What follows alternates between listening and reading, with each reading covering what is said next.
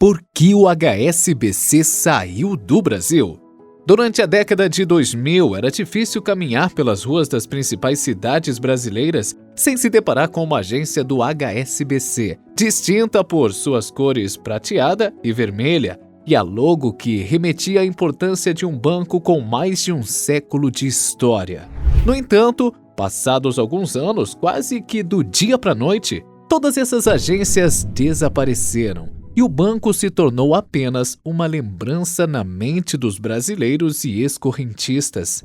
Neste vídeo vamos explorar os bastidores da história do HSBC no Brasil e entender o que causou a saída tão abrupta de nosso país e quais são os segredos revelados nesse processo. Mas antes de continuarmos, já deixe seu like no vídeo e inscreva-se no canal para não perder nenhum conteúdo. Temos 2 vídeos novos toda semana. A origem e entrada do HSBC no Brasil. Fundado em Hong Kong em 1865, com o objetivo de financiar o comércio entre Ásia e Europa, o HSBC cresceu rapidamente, se tornando um dos principais bancos britânicos e estabelecendo filiais nos 4 cantos do mundo. Atualmente, o HSBC possui uma vasta rede global com operações em mais de 60 países, oferecendo uma ampla gama de serviços financeiros, desde contas correntes destinadas a pessoas físicas até segmentos de atacado e private bank para clientes de alta renda. No Brasil, ele desembarcou em 1997, adquirindo a estrutura do recém-dissolvido Banco Bamerindos, que inclusive já ganhou um vídeo aqui no canal que eu vou deixar na descrição e também aqui em cima no card, ficando com a carteira de clientes e investimentos considerada rentável, além de agências e toda a infraestrutura física do banco presente em todo o país.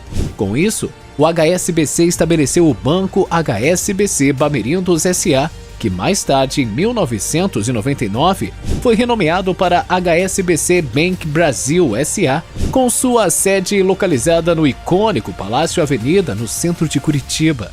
Nos anos seguintes, o banco continuou a expandir suas operações aqui no país, realizando aquisições e compras de empresas para diversificar a sua carteira.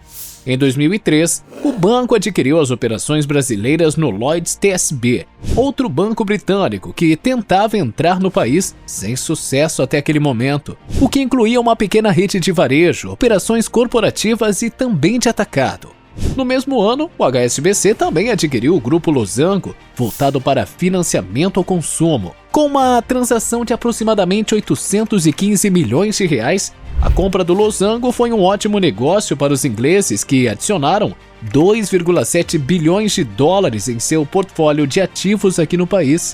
Essa estratégia de expansão agressiva fez com que, em meados da década de 2010, o HSBC se consolidasse como um dos maiores bancos do país. Em 2015, ele contava com 5 milhões de correntistas, operando cerca de 850 agências em 531 cidades de todas as regiões do país.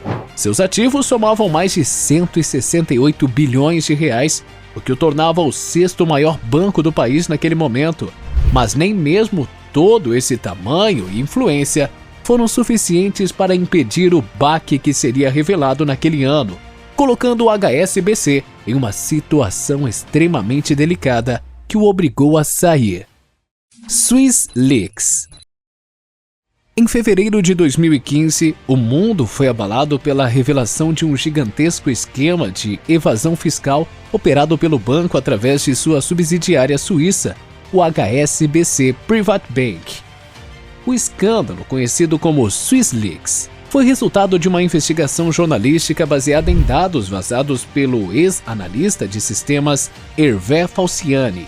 Os documentos divulgados detalhavam mais de 100 mil clientes e 20 mil empresas offshore, tornando-se o maior vazamento da história bancária suíça.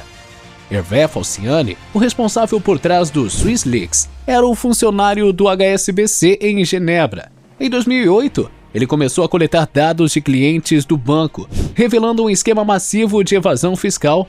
Detido pelas autoridades suíças sob suspeita de roubo de dados, Falciani fugiu para a França com sua família e os arquivos de dados. As autoridades francesas se recusaram a extraditá-lo, considerando os dados relevantes para os interesses do país.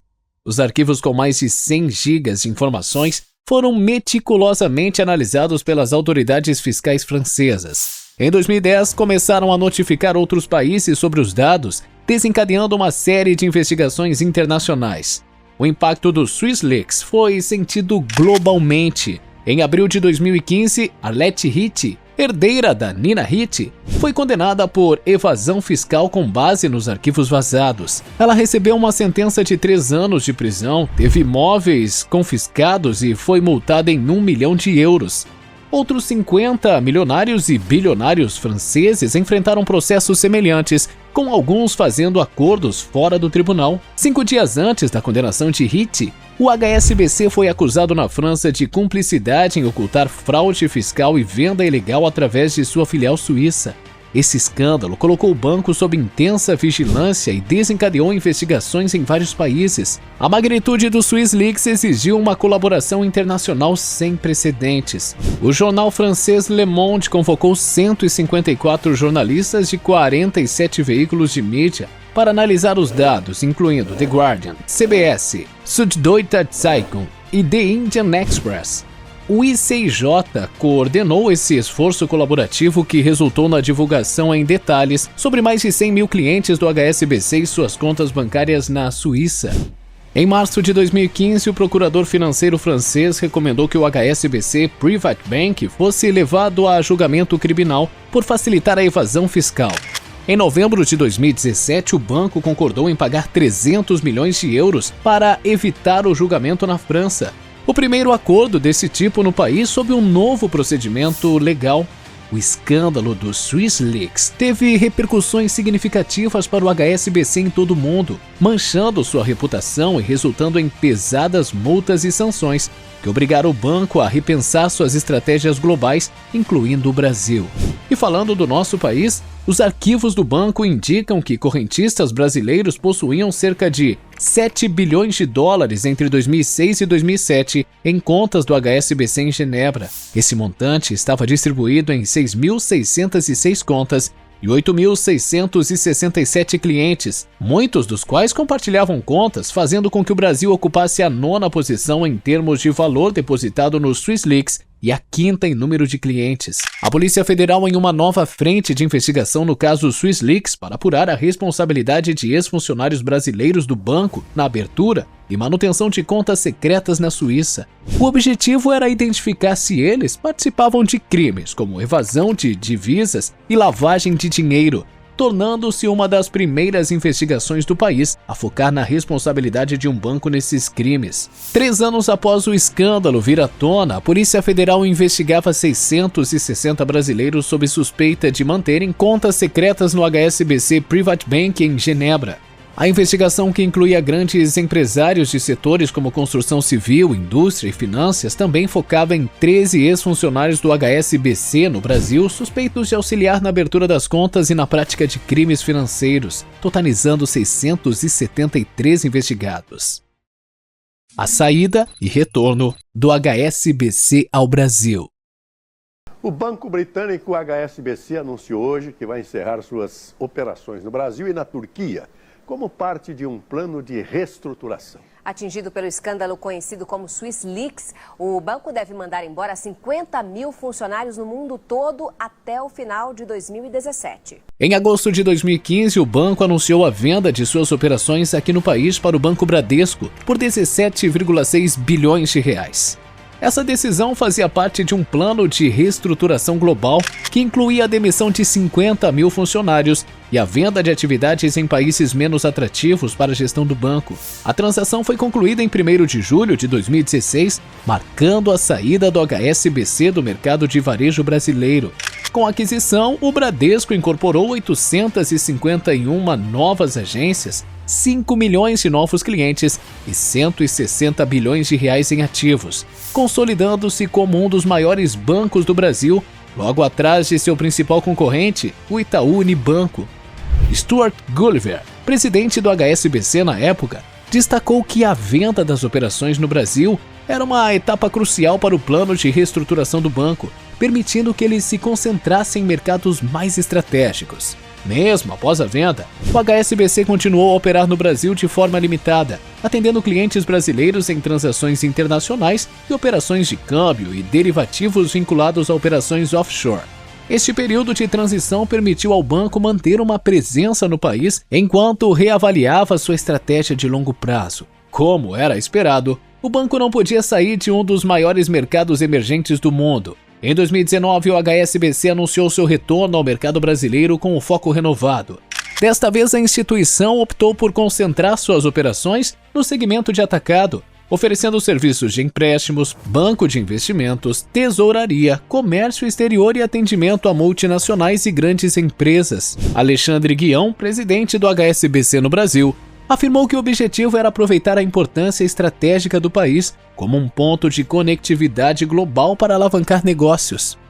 O retorno do banco ao país foi marcado por uma abordagem mais cautelosa e direcionada.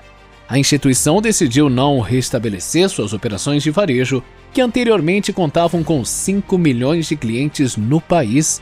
Em vez disso, o foco estava em fornecer soluções financeiras sofisticadas para grandes corporações e instituições, aproveitando sua rede global e expertise em serviços financeiros complexos.